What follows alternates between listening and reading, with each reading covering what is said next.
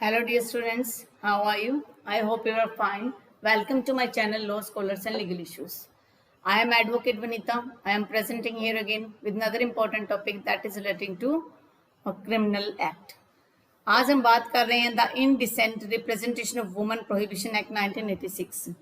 हम जो है कंटिन्यू डिस्कस कर रहे थे सीआरपीसी के प्रोविजंस को, लेकिन इसे डिस्कस करने का क्या उद्देश्य है? देखिए, मौजूदा टाइम में जो है ये एक्ट आपने देखा होगा कि अगर आरजीएस का आपने सिलेबस देखा है, अगर आप जुडिशरी की तैयारी कर रहे हो तो राजस्थान जुडिशियल सर्विसेज में इस बार ये जो एक्ट है वो ऐड करके आया हुआ है। तो इसमें हिंदू लॉ मुस्लिम लॉ के कॉन्सेप्ट नहीं है, बल्कि ये एक्ट इंक्लूड किया गया है। और ये जो सब्जेक्ट एक ऐसा सब्जेक्ट है जो आपने ना तो कभी एलएलबी के टाइम में पढ़ा होगा, ना आपने कभी एलएलएम के टाइम में पढ़ा होगा। ये एक इम्पोर्टेंट एक जो लॉ आप कह सकते हो इसे वुमेन से रिगार्डिंग। ये बात करता है इनडिसेंट टर्म की। इनडिसेंट का मतलब क्या होता है? अश्लीलता। जैसे अभी मौजूदा टाइम में जो राज कुंद्रा वाला जो टॉपिक चल रहा है कि उसने पोर्नोग्राफी की या इस प्रकार की अश्लीलता को फैलाया है, इनडिसेंट जो है व्यवहार किया है, रिप्रेजेंट किया है वुमन को, गलत तरीके से पेश किया है, तो उसके ऊपर जो है चार्जेस लग चुके हैं। तो अगर हम इस एक्ट की बात करें, ये ज्यादा बड़ा लेंथी एक्ट नहीं है, एक छोटा सा एक्ट है। इसके अंदर टोटल आपको 10 सेक्शन मिलेंगे, लेकिन जो 10 सेक्शन है उनमें पनिशमेंट के आपके पास जो है सेक्शन 6 जो है वो पनिशमेंट से रिलेटेड है, और सेक्शन 3 और 4 जो है आपको सिर्फ दो ही ऐसे प्रोविजन है जो आपको बात करते हैं ऑफेंसेस की। और अगर इसको कब लागू किया गया तो इसको देखने के लिए हमें हालांकि हम इसका आगे डिस्कस करेंगे कब लागू, लेकिन अगर आप याद रखना चाहो तो 2 अक्टूबर 1987 को ये एनफोर्स हुआ था। 2 अक्टूबर नाम आसानी से याद रह जाएगा क्योंकि गांधी जयंती होती है उस दिन। तो अब हम करते हैं आज का हमारा ये lecture start with help of bare provision. देखिए, इनडिसेंट रिप्रेजेंटेशन ऑफ वुमेन में इस एक्ट के अंदर अरेंजमेंट ऑफ सेक्शन, ये मैंने बेयर एक्ट जो है वहीं से मैं आपको करवा रही हूँ, थोड़ा सा फॉन्ट वगैरह मैंने चेंज कर दिया है। तो इसका फर्स्ट सेक्शन आपको नॉर्मली बताता है सोर्ट, टाइटल, एक्सटेंट और कमेंसमेंट। सेकंड सेक्शन आपको बताता है डेफिनेशंस के बारे में। Prohibition of advertisement containing indecent representation of women, आप एडवर्टाइजमेंट को प्रोहिबिट कर रहे हो सेक्शन 3 में। प्रोहिबिट कर रहे हो आप पब्लिकेशन को और sending by post of books के थ्रू, पैम्पलेट्स के थ्रू कंटेनिंग इनडिसेंट रिप्रेजेंटेशन, जिसमें वुमेन का इनडिसेंट रिप्रेजेंटेशन किया गया है। मौजूदा टाइम में ये कई बार से एक डिबेट चल रहा है कि अब इंटरनेट का जमाना आ गया है तो सब कुछ सोशल मीडिया की हेल्प से होता है, तो हमें फेसबुक पर, ट्विटर पर या इस प्रकार के जो प्लेटफॉर्म है वहां पर अगर इनडिसेंट रिप्रेजेंटेशन किया जाता है वुमेन का, उससे रिलेटेड भी लॉ बनना चाहिए, स्पेसिफाई इसके लॉ के अंदर भी अमेंडमेंट होना चाहिए। फिफ्थ बात करता है power to enter and search, आप एंटर करो और सर्च करो। सिक्स्थ बात करता है आपकी पेनल्टी की। 7 बात करता है ऑफेंसेस बाय कंपनीज की, कंपनीज के द्वारा अगर ऑफेंस किया जाता है तो उसमें आप नेगोशिएबल इंस्ट्रूमेंट का सेक्शन 141 भी आप कंसिडर कर सकते हो। ऑफेंसेस टू बी कॉग्निजेबल होंगे और बेलेबल होंगे, हालांकि कॉग्निजेबल तो है बट बेल का प्रोविजन इसमें दिया गया है। Protection of action taken in good faith, जो भी किसी व्यक्ति ने गुड फेथ में कोई भी एक्शन लिया है तो उसको प्रोटेक्शन प्रोवाइड करवाई गई है सेक्शन 9 में। पावर टू मेक रूल्स बनाने की पावर किसकी है? वो सेक्शन 10 में दिया गया। तो चलिए स्टार्ट करते हैं। सबसे पहले हम इसके ऑब्जेक्ट से, जब भी किसी एक्ट को पढ़ते हैं उससे पहले उसका ऑब्जेक्ट आपको पता होना चाहिए क्या कुछ है।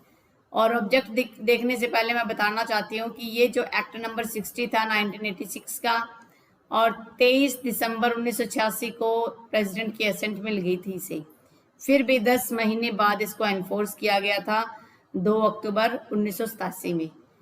तो जब किसी भी एक्ट का, किसी भी लॉ का आपने ऑब्जेक्ट देखना हो तो सबसे पहले उसकी प्रियम्बल पर आ जाइए। इसकी प्रियम्बल क्या कहती है? एन एक्ट टू प्रोहिबिट, तो ऑब्जेक्ट क्या होगा? टू प्रोहिबिट, रोकना, इनडिसेंट रिप्रेजेंटेशन ऑफ वुमेन को थ्रू एडवर्टाइजमेंट और in publication, writing, painting, figure और in any other manner for matters connected therewith and incidental thereto. कहने का मतलब है कि कोई भी ऐसा इनडिसेंट जो रिप्रेजेंटेशन आप कर रहे हो किसी फीमेल का, तो उस रिप्रेजेंटेशन में, और रिप्रेजेंटेशन आप किस तरीके से कर रहे हो?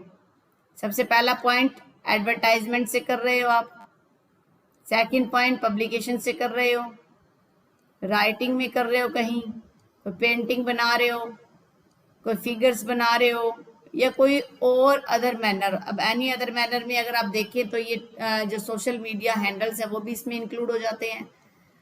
किन चीजें के लिए? And for matters connected therewith और इंसिडेंटल, जो मैटर उससे कनेक्टेड है, इनडिसेंट रिप्रेजेंटेशन से कनेक्टेड है, या वो इंसिडेंटल है, यहाँ से जुड़े हुए हैं कि अगर वो आप मान लीजिए कोई इंडिसेंट रिप्रेजेंटेशन कर दिया किसी वुमेन का तो उसके कैरेक्टर पर इफेक्ट पड़ा, उसके कैरेक्टर की वजह से हो सकता है उसे जॉब से निकाल दिया गया, तो जॉब से उसे जो निकाला गया वो उसकी क्या है? इंसिडेंटल है। ठीक है, तो इसमें क्या क्या प्रोहिबिट किया गया है कि आप इनडिसेंट रिप्रेजेंटेशन नहीं करोगे। किस किस मेथड से? एडवर्टाइजमेंट, यहां पर एक वर्ड यूज हो रहा है और, या तो एडवर्टाइजमेंट या आप पब्लिकेशन कर रहे हो, ठीक है, या आप राइटिंग में कुछ लिख रहे हो, कहीं कोई पेंटिंग के थ्रू आप किसी को डिस्क्राइब कर रहे हो, कोई फिगर है, कोई पिक्चर बना रहे हो, इमेज बना रहे हो, कोई ड्राइंग बना रहे हो, या कोई अदर मैनर। अब एनी अदर मैनर के अंदर देखा जाए तो ये फेसबुक, ट्विटर हैंडल्स वगैरह भी इंक्लूड होने चाहिए, तो ये चीजें भी इसमें ऐड हो जाएंगी। ठीक है, फिर हम बात करते हैं short title, extent and commencement. Normal है, दिस एक्ट में be called the indecent representation of women prohibition act इसे कहा जाएगा। It extend to whole of India. देखिए, जब 370 जो आर्टिकल था, जब तक उसको रिमूव नहीं किया गया था तो except the state of Jammu Kashmir में ये लागू नहीं था। लेकिन जब एक्ट 34 आ गया 2019 का, जो 31/10/2019 से लागू किया गया, उसमें जम्मू एंड कश्मीर को जो अलग दर्जा दिया था उसे निकाल दिया गया। तो अब जो भी लॉ हैं उनमें except the state of Jammu Kashmir को कट कर दिया गया है। It shall come into force on such date, ये उस डेट को एनफोर्समेंट होगा जो सेंट्रल गवर्नमेंट नोटिफिकेशन जो देगी ऑफिशियल गैजेट में उसके हिसाब से। तो ये 1 आपको यहाँ पर मिल रहा है, ये आपको बता रहा है फुटनोट के बारे में। फुटनोट क्या कह रहा है? 2 अक्टूबर 1987 को क्या हो गया? ये लागू करवाया गया है। अब हम बात आते हैं इंपॉर्टेंट पॉइंट में। इसमें टोटल डेफिनेशन कितनी है? इसमें 6 डेफिनेशन है, ए से लेके एफ तक। तो स्टार्टिंग की 3 बहुत इंपॉर्टेंट है, बाकी की 3 आप पढ़ सकते हो। सबसे पहले डेफिनेशन बात कर रहा है कि एडवर्टाइजमेंट क्या होता है। एडवर्टाइजमेंट के अंदर क्या क्या चीजें इंक्लूड हो सकती हैं। आप कोई नोटिस देते हो, अखबार में कोई एडवर्टाइजमेंट आता है, कोई नोटिस है, कोई सर्कुलर है, कोई लेबल है, कोई रैपर है, या कोई अदर डॉक्यूमेंट है। 5 तो पॉइंट ये हो गए। And also include an visible representation made by means of any light, sound, smoke, gas. Advertisement का मतलब होता है प्रदर्शित करना। आप प्रदर्शन कर रहे हो, किसके द्वारा? किसी नोटिस के द्वारा प्रदर्शन कर रहे हो, किसी सर्कुलर के द्वारा प्रदर्शन कर रहे हो, कोई लेबल है, कोई रैपर है, अदर मीन हो गया, अदर डॉक्यूमेंट हो गया। एंड ऑल्सो इंक्लूड, और इसमें क्या चीजें इंक्लूड भी हो जाएंगी? कोई ऐसी विजिबल रिप्रेजेंटेशन जो दिखाई देती हो सभी को, made by means of any light, sound, smoke और गैस। जो लाइट, साउंड, स्मोक और गैस, लाइट मतलब रोशनी, आवाज, धुएं और गैस से भी बनाई जाती है, क्योंकि कई ऐसी पिक्चर्स होती है जो इस तरीके से भी तैयार की जा सकती है, उसे आप एडवर्टाइजमेंट कहोगे। फिर डिस्ट्रीब्यूशन, एडवर्टाइजमेंट कर दिया आपने तो क्या चीज हो जाएगी? नोटिस दे दोगे आप, सर्कुलर दे दोगे, लेबल है, रेपर और डॉक्यूमेंट है। लेकिन जब डिस्ट्रीब्यूशन की बात आता है तो उसमें आप सैंपल दोगे। सैंपल के अंदर दो टर्म यूज हो रही है, फ्री और अदरवाइज। अब इसको समझ लेते हैं, फ्री और अदरवाइज क्या है। फ्री का मतलब तो आप सैंपल दे रहे हो, आप एक पेन का सैंपल दे रहे हो, ये पेन आप यूज करके देखिए, अगर आपको अच्छा लगे तो आप इसके ऑर्डर करवा लीजिए। या अदरवाइज का मतलब हम नॉर्मल सेंस में समझते हैं, पेड बोलते हैं जिसे, अगर हम इसे थोड़ा सा पॉइंट में समझे। ठीक है, तो अगर हम देखें सेक्शन 3 की हम बात करते हैं, सेक्शन 2 की बात करते हैं, तो उसमें पहली डेफिनेशन आपकी आ गई ए क्लोज, दूसरी डेफिनेशन आपकी बी क्लोज, तीसरी डेफिनेशन आपकी सी क्लोज। ए के अंदर आपको बात कर रहा है, ये एडवर्टाइजमेंट आ गया। इसके अंदर एडवर्टाइजमेंट में क्या क्या चीजें आ जाएंगी?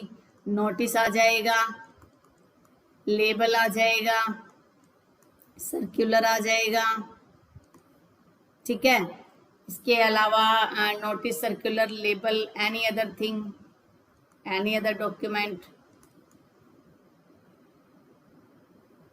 ये 5 चीजें हैं। 5th कौन सा रह गया? रैपर। ठीक है, फिफ्थ रह गया आपका रैपर, तो इसे आप रैपर भी लिख सकते हो। और any visible representation by way of light, sound, smoke, gas। Second है डिस्ट्रीब्यूशन, और थर्ड आ जाएगा इंडिसेंट रिप्रेजेंटेशन। डिस्ट्रीब्यूशन में आप क्या करोगे, फ्री है या अदरवाइज है, आप क्या दे दोगे। अदरवाइज नॉर्मली जब फ्री है, फ्री का अदरवाइज क्या हो जाएगा, पेड हो जाएगा। इसमें आप क्या देते हो, नॉर्मली सैंपल दे देते हो। फिर है थर्ड हमारा इनडिसेंट रिप्रेजेंटेशन, वो क्या कहना चाह रहा है उसको भी पढ़ लेते हैं। ये कह रहा है कि इनडिसेंट रिप्रेजेंटेशन का मतलब है कि depiction in any manner, depiction का मतलब वर्णन करना किसी भी तरीके से किसी भी वुमन की फिगर को, यानी कि उसके शरीर को, उसकी बनावट को, बॉडी को, और एनी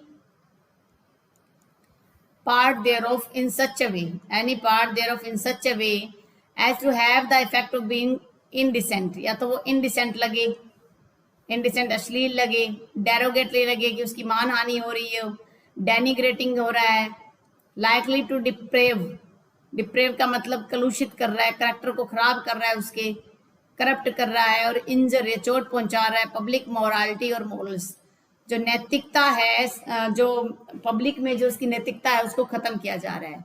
अब इनको अगर आप हिंदी के शब्दों में समझते हो तो थोड़ा सा डिटेल में इसको समझा जा सकता है।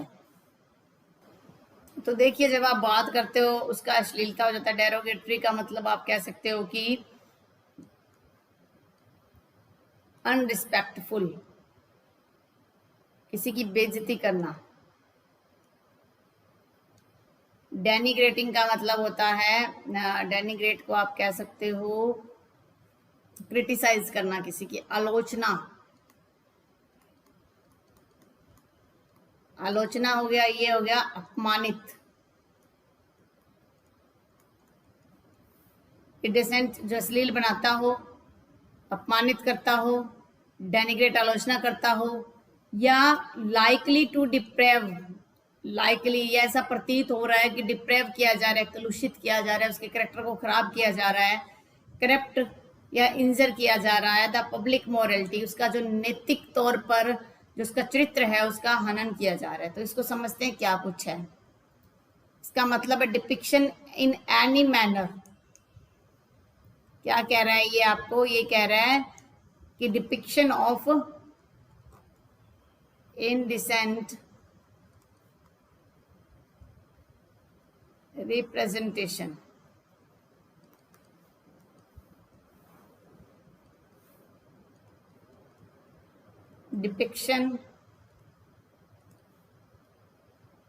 depiction of woman figure, body, form in such a way which affects, क्या इफेक्ट आ जाएगा, इंडिसेंट, डेरोगेटरी, और third is डेरिग्नेटिंग।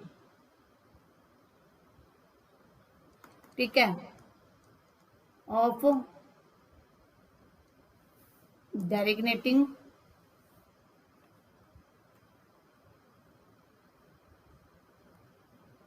likely to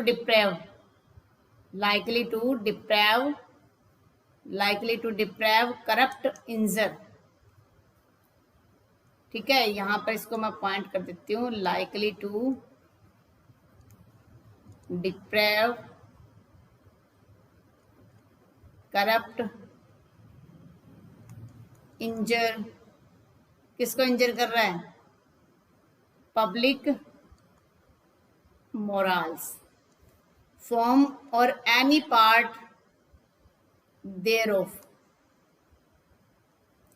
indecent representation में आप क्या करोगे, किसी भी वुमेन को इस प्रकार से डिपिक्ट करोगे, इस प्रकार से वर्णन करोगे, उसकी फिगर का, बॉडी का, फॉर्म का, या उसके किसी भी शरीर के ऐसे पार्ट का जिस तरीके से उसका इफेक्ट ये बनता है कि वो इनडिसेंट लगता है, अश्लील लगता है, डेरोगेटरी लगता है, अपमानित लग रहा है, डेरिग्नेटिंग लग रहा है और आलोचनात्मक लग रहा है, या लाइकली टू डिप्रेव, या उसकी ये संभावना है कि वो डिप्रेव कर रहा है, कलुषित कर रहा है, भ्रष्ट कर रहा है, चोट पहुंचा रहा है उसके नैतिक कैरेक्टर को।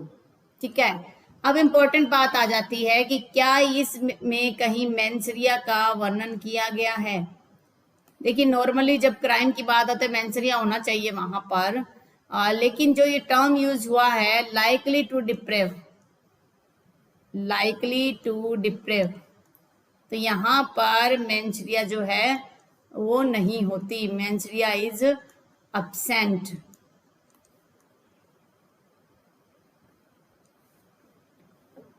एक मान लीजिए ये कोई एक एडवर्टाइजमेंट किया गया, यहाँ पर कोई डॉक्टर हैं, उन डॉक्टर ने एक यहाँ पर पिक्चर लगा दी वुमेन की इस साइड, और ये लिखा कि जो आपकी डिजीज है रिलेटेड टू सेक्स,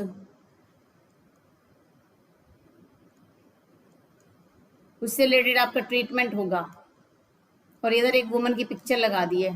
तो ये क्या है, साड़ी वगैरह में लड़की जो है उसकी पिक्चर लगा दी गई है, कोई किसी प्रकार का इंडिसेंट उसका रिप्रेजेंटेशन नहीं है। यहाँ पर जब भी कोई ऐसा एडवर्टाइजमेंट होगा उसमें कंसेंट भी है, अगर कंसेंट नहीं है तो कोई और सेक्शन भी इसमें ऐड हो जाएंगे आईपीसी के, लेकिन कंसेंट है तो उसकी पिक्चर लग चुकी है। लेकिन यहाँ पर अगर मान लो इस प्रकार से एक एरो बना दिया जाता और ये कह दिया जाता कि ये वुमन जो है ये आपके बीमारियों का सोल्यूशन है, तो वो क्या था, इनडिसेंट था, इनडिसेंट क्या, डेरोगेटरी था, अपमानित हो रही थी वो वहां पर। तो उस प्रकार की जो एडवर्टाइजमेंट है उसको जो है आप इनडिसेंट रिप्रेजेंटेशन की कैटेगरी में ला सकते हो। नेक्स्ट है हमारा लेबल। लेबल क्या होता है, लेबल का मतलब है कोई भी रिटर्न, एक लेबल लगा देते हैं, कोई प्राइस टैग हो गया वो भी लेबल होता है, कोई मार्क कर दिया, कोई निशान बना दिया कहीं, कोई स्टैंप लगा दी, कोई प्रिंट कर दिया, या ग्राफिक कोई तस्वीर वगैरह बना दी, अफिक्स चिपका दी है कहीं, या अपियरिंग अपन एनी पैकेज, जो किसी भी पैकेज के ऊपर कोई ऐसी पिक्चर लगा दी जाती है उसे लेबल बोला जाता है। पैकेज किसको बोलेंगे, पैकेज बोलेंगे जिसमें एक बॉक्स आ जाता है, कोई भी, कोई कार्टून है, कोई गत्ते का डिब्बा है, कोई टीन है, कोई लोहे का डिब्बा है, या कोई और प्लास्टिक का कंटेनर वगैरह है, तो उसके अंदर इंक्लूड टर्म यूज हुई है, इसका मतलब ये सारी चीजें आएंगी। प्रिस्क्राइब का मतलब है कि जो रूल जो है इस एक्ट में बनाए गए हैं उन्हें प्रिस्क्राइब किया गया है, बताया गया है। अब आ जाते हैं हमारे मेन टॉपिक पे जो है हमारा सेक्शन 3। सेक्शन 3 बात कर रहा है prohibition of advertisement containing indecent representation of woman. आप ऐसे एडवर्टाइजमेंट नहीं बनाओगे, नहीं उसको तैयार करोगे जिसमें इनडिसेंट रिप्रेजेंटेशन हो वुमन का, अश्लील चरित्र जो है उसका आपने रूपण किया हो, वो आपके लिए प्रोहिबिट है। तो कह रहा है कि नो पर्सन, ये स्टार्टिंग हो रहा है नो से, नो पर्सन शैल पब्लिश, कोई भी व्यक्ति जो है वो पब्लिश नहीं करेगा, और कोज टू बी पब्लिश्ड, और ना ही कोज टू बी पब्लिश्ड पब्लिश होने का कारण बनेगा, और अरेंज और टेक पार्ट इन पब्लिकेशन, और ना ही पब्लिकेशन में भाग लेगा यानी कि एग्जीबिशन वगैरह करवाएगा, एनी एडवर्टाइजमेंट को जिसके अंदर इनडिसेंट रिप्रेजेंटेशन है वुमन का किसी भी फॉर्म में। तो क्या चीजें हैं, सबसे पहले चीज पब्लिश, खुद पब्लिश नहीं करेगा, to cause to be publish, किसी को पब्लिश नहीं करवाएगा, और अरेंज और टेक पार्ट इन पब्लिकेशन और एग्जीबिशन, ना ही वो अरेंजमेंट करवाएगा और ना ही वो पब्लिकेशन में टेकिंग पार्ट लेगा एक ऐसी एडवर्टाइजमेंट में जिसमें इनडिसेंट रिप्रेजेंटेशन है वुमन का किसी भी फॉर्म में। इसको देख लेते हैं, थोड़ा सा समझ लेते हैं। सेक्शन 3 की जब हम बात कर रहे हैं तो ये क्या चीजें कह रहा है कि नो से ये स्टार्ट हो रहा है, नो पर्सन। जब नो पर्सन का आप यूज करोगे इसका मतलब इसके अंदर मेल भी आ जाएगा और फीमेल भी आ जाएगा, कि कोई भी पब्लिकेशन वो मेल के द्वारा किया गया या फीमेल के द्वारा किया गया, इसका कोई इशू नहीं। नो पर्सन पब्लिश नहीं करेगा, खुद पब्लिश नहीं करेगा, और टर्म आ रही है to cause to publish, to cause to publish, publish करने का कारण भी नहीं बनेगा, टू अरेंज या टेकिंग पार्ट इन एग्जीबिशन, कोई भी ऐसा एग्जीबिशन नहीं लगाएगा या ना ही उसका अरेंजमेंट करेगा इन विच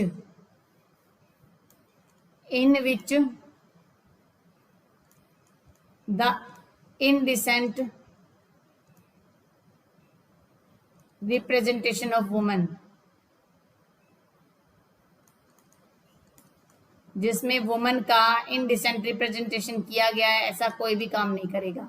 सबसे पहले वो खुद कोई एक्ट नहीं करेगा, ठीक है, ये हो गया उसका एक्ट। ये हो गया उसका अबेटमेंट, अबेट करना, ठीक है। एक्ट खुद ने किया या किसी को कारण बना अबेट करवाया, या मान लीजिए उसने अरेंज किया या टेकिंग पार्ट किया, इंस्टिगेट करना या किसी को अबेट करना या खुद ने उसमें भाग लेना, वो सारी की सारी चीजें क्या आ जाती हैं, वो अबेटमेंट का पार्ट बन जाता है।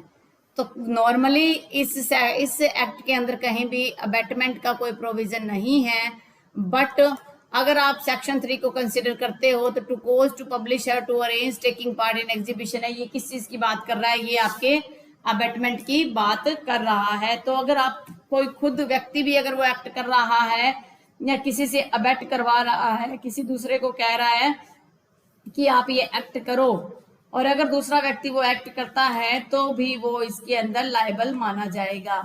अगर हम अबेटमेंट की बात करते हैं तो अबेटमेंट कितने प्रकार से होता है, तो अबेटमेंट जो है वो 3 प्रकार से होता है। पहला, वो खुद अबेट करता है या कमीशन करता है या किसी को जो है सर्विस प्रोवाइड करवाता है उससे रिलेटेड किसी भी ऑफेंस को करने के लिए, वो भी अबेटमेंट की कैटेगरी में आता है।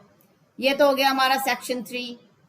अगर हम सेक्शन 3 की बात करें तो ये किसके साथ डील कर सकता है, ये 292, 293, 294 आईपीसी जो है वो ऑब्सीन की बात करते हैं। ऑब्सीन मटेरियल को अगर आपने पब्लिश वगैरह किया है तो उसके लिए ये प्रोविजन जो है अप्लाई होते हैं ये, बट वो सभी के लिए जनरल प्रोविजन है, लेकिन ये स्पेसिफिकली वुमेन के रिलेटेड ये लॉ बना हुआ है।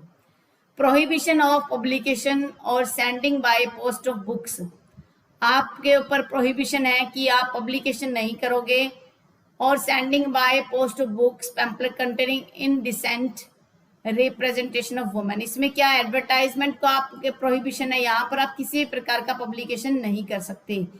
पब्लिकेशन में क्या क्या चीजें आ जाएंगी जो हमने पढ़ा था पहले भी, नो पर्सन शैल प्रोड्यूस और cause to be produce, sell, let to hire, distribute, circulate और send by post any book, pamphlet, paper, slide, film, writing, drawing, painting, photograph, representation of figure which contains indecent representation of woman in any form, किसी भी form में।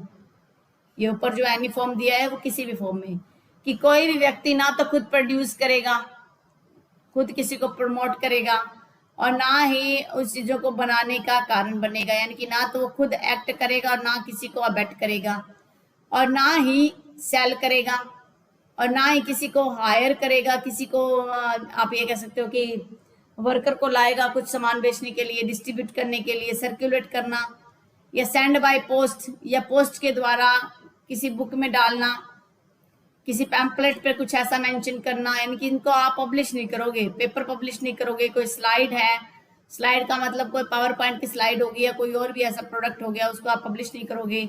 ना ही कोई ऐसी film publish करोगे, ना ही कोई ऐसी राइटिंग पब्लिश करोगे, ना ही कोई ड्राइंग, जो आप ड्राइंग बनाते हो, हाथ से कोई ड्रॉ कर रहे हो वो पब्लिश करोगे, ना ही आप कोई पेंटिंग बनाओगे और उसको पब्लिश करोगे, ना ही कोई ऐसी फोटोग्राफ आप खींचोगे कहीं से और उसको पब्लिश करोगे, और ना ही आप ऐसा कुछ रिप्रेजेंटेशन करोगे। रिप्रेजेंटेशन मतलब कहीं आप कोई एक्ट कर रहे हो, स्टेज पे कोई एक्ट कर रहे हो, उसमें आप अपने आप को इस प्रकार के इनडिसेंट रिप्रेजेंटेशन ऑफ वुमेन से रिलेटेड कोई भी रिप्रेजेंटेशन नहीं करोगे, फिगर नहीं तैयार करोगे। विच कंटेन्स इनडिसेंट रिप्रेजेंटेशन, जो क्या कर रहा है, इनडिसेंट रिप्रेजेंट कर रहा है वुमेन को किसी भी फॉर्म में। कह रहा है कि आप ये कोई भी ऐसा एक्ट नहीं करोगे। अब एक एग्जांपल के तौर पे ले लीजिए, जो ये जगह जगह ये मैगजीन्स वगैरह सेल करते रहते हैं, जो दुकानों पर हैं या बस स्टैंड के अंदर जो फेरी वाले लोग होते हैं, तो क्या वो भी इसी में शामिल होंगे, वो भी इसी में शामिल होंगे, क्योंकि लेट टू हायर जो टर्म है वो भी यूज की गई है। अगर आप हायर करके लाते हो किसी को, या कोई मान लो बेचता है किसी दूसरे का प्रोडक्ट, तो उसके ऊपर भी अप्लाई होता है। ये तो है कि जनरल प्रोविजन। अब बात आती है प्रोवाइजो पर। प्रोवाइजो क्या कहना चाह रहा है इसका, ये सबसे इंपॉर्टेंट प्रोवाइजो ही है इसमें, ठीक है। प्रोवाइजो क्या कहता है, ये कहता है एनी बुक, कोई भी बुक है, कोई भी पैम्पलेट है, कोई भी पेपर है, कोई भी स्लाइड है, फिल्म है, राइटिंग है, ड्राइंग है, painting, photograph, representation of figure है, जो हमने ऊपर पढ़ा है, ये सेक्शन उन पर अप्लाई नहीं होगा जहां पर क्या है, इन सारी चीजों का जो पब्लिकेशन है वो क्या है, इंटरेस्ट ऑफ साइंस के लिए, साइंस को बढ़ावा देने के लिए, किसी डिजीज का इलाज करवाने के लिए, कोई लिटरेचर के लिए है, कोई आर्ट है जैसे अजंता की गुफाएं वगैरह हैं, या लर्निंग पर्पज से आप किसी दूसरे को कुछ सिखाना चाह रहे हो कि ये चीजें होती हैं, या कुछ other objects of general concern. अब other objects of general concern में वाइट इस लिस्ट को कर दिया गया है। जनरल कंसर्न से सामान्य किसी भी ऐसा ऑब्जेक्ट है जो किसी की समस्या को दूर करने के लिए किया गया है, तो उस पर जो है ये प्रोविजन अप्लाई नहीं होगा। विच इज केप्ट और use bona fide for religious purpose, जिसको स्पेशली तैयार किया गया है रिलीजियस पर्पज के लिए बोनाफाइडली, तो उस मामले में भी अप्लाई नहीं होगा। फिर है एनी रिप्रेजेंटेशन, कोई भी ऐसा रिप्रेजेंटेशन, स्कल्पचर है, पत्थर से कुछ मूर्तियां बनाई गई है, एंग्रेव्ड का मतलब मूर्तियों पर, पत्थरों पर कुछ खुदाई करके कुछ प्रिंट किया गया है, कुछ पेंट किया गया है, या अदरवाइज कुछ ऐसा रिप्रेजेंट किया गया है जो एंशियंट मॉन्यूमेंट है, जो पुराना कोई भी एक मॉन्यूमेंट है, स्मारक है, जो किसके मीनिंग में आता है, जो ancient monument and archaeological sites and remains act 1958 में जो फॉल करता है। फिर एनी टेम्पल और any car use for conveyance of idols, कोई ऐसा टेम्पल है, मंदिर है, या कोई भी ऐसी कार है जो मूर्तियों को ले जाने का साधन है, और कैप्ट और use for any religious purpose, जो रिलीजियस पर्पज के लिए यूज किया जा रहा है। उसके बाद any film in respect of which the provisions of part 2 of the cinematograph act 1952 will be applicable, या जहां पर सिनेमा ऑटोग्राफ एक्ट 1950 जो है 52 जो है वो अप्लीकेबल हो, वहां पर भी आप अप्लाई इस प्रोविजन को लागू नहीं कर सकते। तो क्या क्या चीजें इसमें शामिल हो गई हैं प्रोवाइजो की, अगर हम बात करें तो कौन कौन सी चीजें शामिल हो गई है, इंटरेस्ट ऑफ साइंस है, लिटरेचर है, आर्ट है, लर्निंग ऑब्जेक्ट है, और बोनाफाइडली अगर रिलीजियस पर्पज के लिए कोई भी ऐसा काम आप कर रहे हो तो उसमें भी आपको किसी प्रकार का मिस रिप्रेजेंटेशन काउंट नहीं होगा। बी प्रोवाइजो कहता है कि कोई भी स्कल्पचर है, कोई मूर्तियां वगैरह बनाई है आपने, कोई एंग्रेव्ड किया है, कुछ पत्थर पे खुदाई करके कुछ बनाया है, कुछ पेंट किया है, या दूसरे किसी तरीके से आप रिप्रेजेंट कर रहे हो, और वो आपको 1950 के जो ये एक्ट है उस एक्ट के तहत आपको उसमें इम्पोर्टेंस लगती है, या वो रिलीजियस पर्पज के लिए, या सिनेमाटोग्राफी एक्ट के तहत उस फिल्म को पब्लिश किया गया है, तो उस मामले में। अब सिनेमाटोग्राफिक एक्ट क्या होता है, उसमें क्या होता है, जब फिल्म शुरू होती है सिनेमा हॉल में आप देखते होते इस प्रकार से ऐसे करके कुछ लिखा आता है, इसका मतलब क्या है, ए फॉर अडल्ट, अगर जहां पर ए मार्क दिया गया है मूवी को तो अडल्ट के लिए है, और यू ए दिया हुआ इसका मतलब जो अडल्ट के अलावा और जो बच्चे वगैरह हैं वो भी इस मूवी को देख सकते हैं, तो इस प्रकार से वहां पर ये एप्लीकेबल नहीं होगा।